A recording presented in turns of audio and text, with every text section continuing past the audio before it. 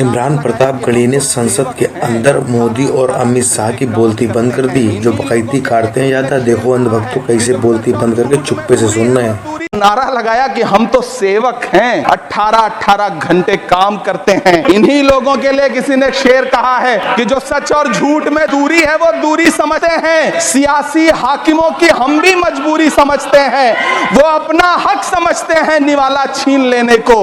डकैती को बहुत से लोग मजदूरी समझते हैं। जब आप इनसे सवाल पूछिए तो ये कहते हैं कि आप बताइए 70 साल में आपने क्या किया है। मैं तो इस सदन में कहना चाहता हूं सभापति महोदय कि हमसे 70 साल का हिसाब मांगने वालों, जो सरकार अपना चलाया हुआ 2000 का नोट 7 साल नहीं चला सकी, वो हमसे 70 साल का हिसाब मांगती है। इस सरकार ने नोटबंदी लगाकर देश की आम जनता की पूंजी छीन ली, पेपर लीक करवा करके युवाओं की आंखों से नौकरी के सपने छीन लिए, अग्निवीर लाकर देश के जवानों की उम्मीदें छीन ली, बुलडोजर लगाकर लोगों के आशियाने छीन लिए, महंगाई लाकर देश की जनता की थाली से निवाले छीन लिए। बैठ करके बड़ी बड़ी बातें करना आसान है, ये चूनर धानी धानी भूल जाते, ये पुरवा की रवानी भूल जाते, जो आकर 4 दिन गांव में रहते तो सारी लंतरानी भूल जाते। सभापति महोदय, इलेक्टोरल बॉन्ड खरीदने के नाम छुपाने वाली सरकार, इलेक्टोरल बॉन्ड खरीदने वालों के नाम छुपाने वाली सरकार इन दिनों आम के ठेला लगाने वालों के नाम जानना चाहती है। मुझे तो होटलों, ढाबों या आम के ठेलों पर नेम प्लेट लगवाने वालों से पूछना है कि कभी खून की बोतल पर देखा है किसी का नाम लिखा हुआ?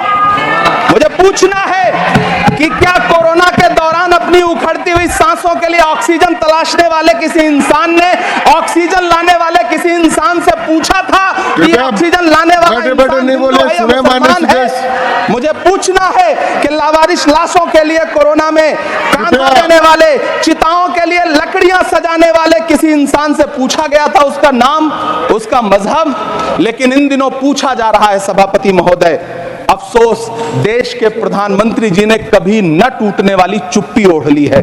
सभापति महोदय, जनता ने 63 सीटें कम क्या कर दी, ये सरकार तो अमृतकाल का नाम लेना ही भूल गई।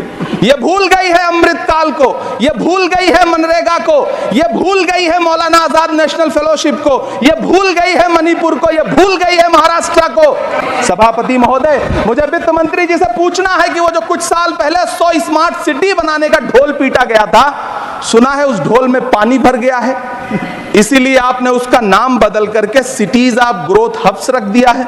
अच्छा है, नाम बदलने का खेल खेलते रहिए, आपकी कई सरकारें तो इसी वजह से चल रही हैं। इस सरकार को पढ़े लिखे लोगों से दिक्कत है सभापति महोदय, इसीलिए इस सरकार ने यूजीसी का बजट 66% कम कर दिया है। वाह सरकार।